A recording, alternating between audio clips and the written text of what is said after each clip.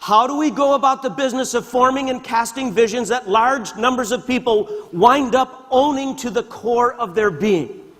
Owning to the point of being willing to sacrifice deeply, and if it should ever come to it, perish the thought, but if it should ever come to it, visions that people would be willing to lay down their lives for. And the answer to that question, like how do you really build a sense of ownership deeply for visions? The answer has to do with a word that most leaders hate. It's a 7-letter word that feels like a 4-letter cuss word to leaders. Activistic leaders, high-octane leaders, when they see it in print, they recoil from it. And I'm just about ready to show it to you. If you must shield your eyes, shield them now. Process. Process. I say that word when someone cuts me off in traffic.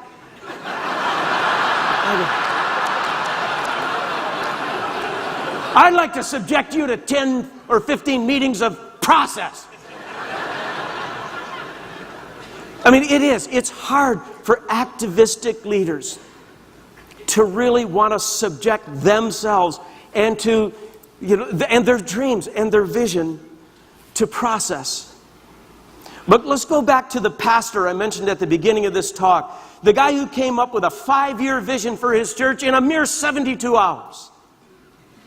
The true likelihood that that vision that he laid on the church that Sunday, the true likelihood that that vision is going to be deeply owned by his staff and board and key donors and high-capacity volunteers, the actual likelihood of it getting deeply owned is frightfully low. For the simple reason, nobody even got the opportunity to process that vision before it was publicly declared. The pastor did the whole vision thing unilaterally, independently, and way too quickly. Most leaders have no idea what that does to the hearts and souls of their colleagues and followers. It doesn't disappoint the followers just a little. It makes them feel devalued and, worse yet, totally unnecessary to vision achievement. It makes them feel, well, I don't even want to be a part of that vision. How can you own a vision deeply if you've never so much as had a single conversation about it or any opportunity to discuss it with anyone? So, again, senior leaders, do you hear what I'm saying?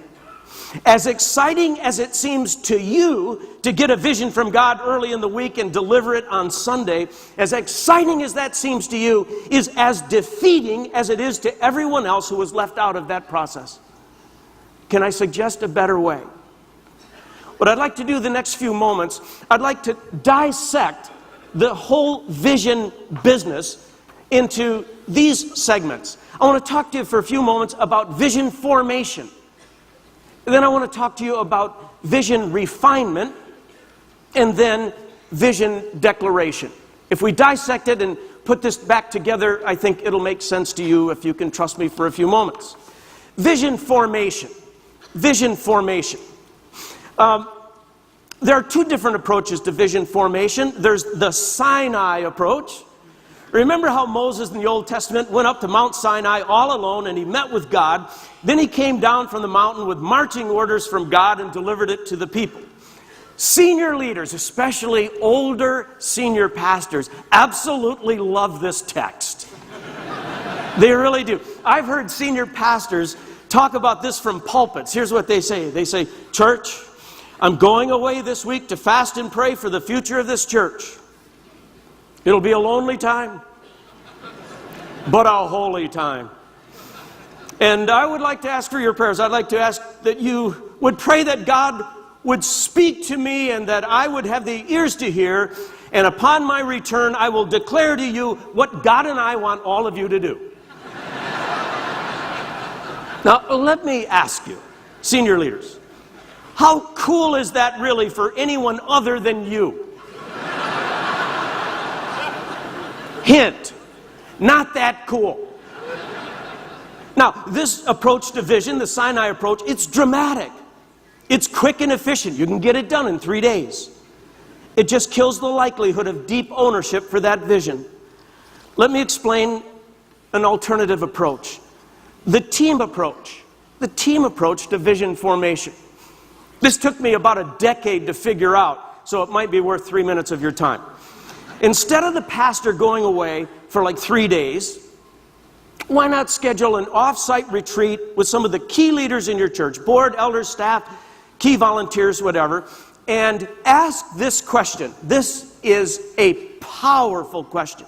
Those of you who lead in the marketplace or lead other kinds of organizations, you can modify this question just a little bit, and it has incredible power. Here's what it is. For pastors, what does God want our church to look like 5 years from now? Every part of this is key. What does God want? Not what does your cousin Eddie want for this church? Not what do you bring with all your prejudices? What does God want for our church? This isn't just the pastor's church. What does God want for our church? Not overnight, but maybe if we work hard and trust Him for a 5-year run.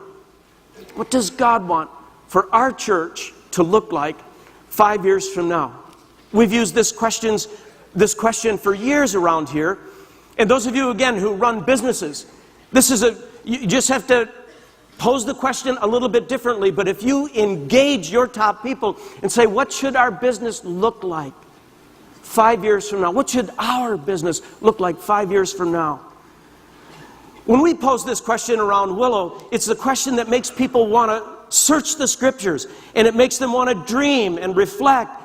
Mostly, it makes them want to talk. It gives colleagues and other key leaders in the church a chance to speak into the future of the church. And when people feel like they have a place at the table to speak into the church's future, the likelihood of vision ownership, when it's kind of all put together, the likelihood of vision ownership goes way, way up. Now, this team approach is not as dramatic as the Sinai approach. No one person is getting to go up to the mountaintop and get the glow of God all over them. It's terribly slow. It's quite inefficient. We've just been through it here at Willow. It took us almost 18 months to work through this. And for someone wired up like me, it made me feel like I was swimming in peanut butter for a year and a half. But it built community. It demonstrated value. It got people into the discussion, and the likelihood of ownership went way up. Next time you have to do any kind of vision planning, strategic planning, you have a choice to make, leaders, pastors and business leaders, government leaders, whatever. Are you going to take the Sinai approach, where you do the whole thing yourself? Or are you actually going to do the other approach where you say, I'm going to do it as a team? Which will it be? That's one of the key leadership choices you'll make next time you get all over vision. And in case some of you are saying, you know what, if I subject this vision formation conversation to discussion, what if people try to get us off course? Or what if the discussions get dangerous and so? Oh, here's something I've learned, particularly more in recent years. People don't always have to have their way. People just need to have their way considered. People don't always have to have their way. They just need to have their way considered. They need to speak and to be listened to. You get that.